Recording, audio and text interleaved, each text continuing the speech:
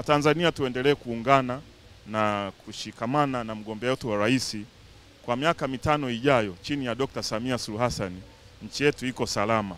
Na nimalizie kwa sababu mimi pia na dhamana ya waziri wa mambo ya ndani ya nchi kuhakikishia Watanzania wote kesho Oktoba 29 hakutakuwa na shida yoyote. Usalama, vyombo vya ulinzi na usalama chini ya Wizara ya Mambo ya Ndani kwa kushirikiana na vyombo vingine vipo timamu kote nchi, yani mtaa kwa mtaa, kijiji kwa kijiji, kitongoji kwa kitongoji, usalama umeimarishwa. Kwa hiyo Watanzania kesho twende tukapige kura bila kuwa na wasiwasi wowote, na yeyote atakaye subutu kuvuruga amani kama nilivyosema atakutana na kisiki.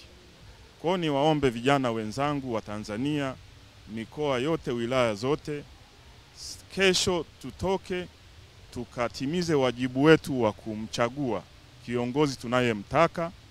Vyama vya siasa vimepita wilayani, mikoani kote na kunadi sera zao, na mimi naamini Chama cha Mapinduzi ndicho chenye sera nzuri.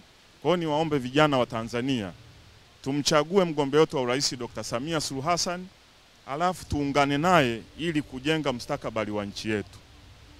Tanzania, mama Tanzania ni huyu, na vijana wa Tanzania tusiharibu nchi yetu kwa mikono yetu sisi wenyewe. Tushiriki kupiga kura, alafu tujipange na mgombea wetu wa urais Dr. Samia Suluhu Hassan.